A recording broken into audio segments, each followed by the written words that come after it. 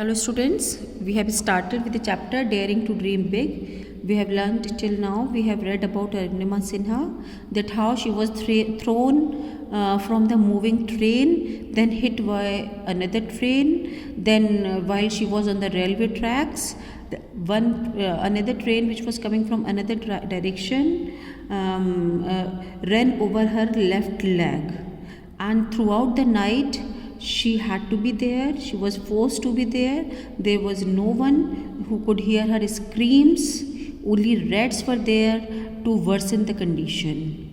So till here we have read today, and now we are going to start with this. So she was in the morning. Ultimately, that night came to an end, and finally, what happened? The body was discovered by some people, and then things went into motion. She was taken to district hospital in Bareilly, where she was thrown. That place was Bareilly, where her leg had to be amputated. What do you mean by amputate? Means cut off below the knee without anesthesia. बिना बेहोश किए उसको without anesthesia her leg was cut. You could understand how painful it could have been for her. As she lay in hospital struggling for her life, her story became a sensation in the media, because of which the government got involved and she was shifted to the All India Institute of Medical Research, AIIMS in Delhi. All of you must have heard about AIIMS. It is a very famous government hospital in Delhi.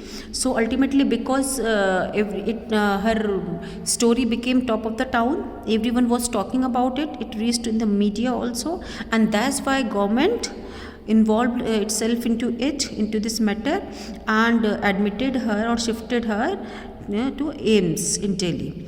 It was there as she lay on her hospital bed after a rod had been inserted in her right leg. See the condition. Left leg was cut off, and the rod was inserted in her right leg to keep the shattered bones together, that she made an impossible decision. And at that time, now you will come to know why this chapter is named Daring to Dream Big.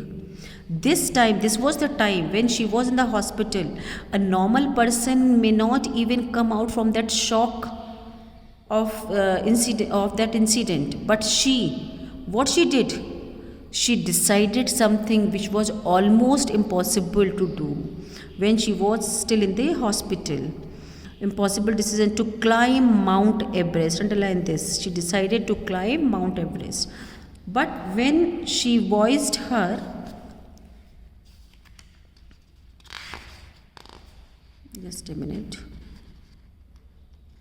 But when she voiced means told her plan to people, they either laughed it. See, what was the reaction? Either they laughed it off or declared that she was not in the proper frame of mind because of what she had been through.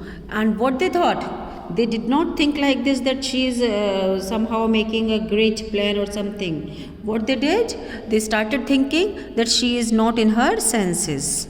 So firm was her resolve that she adjusted to her prosthetic leg and began. What she did? She adjusted her artificial leg and began walking in 2 days flat.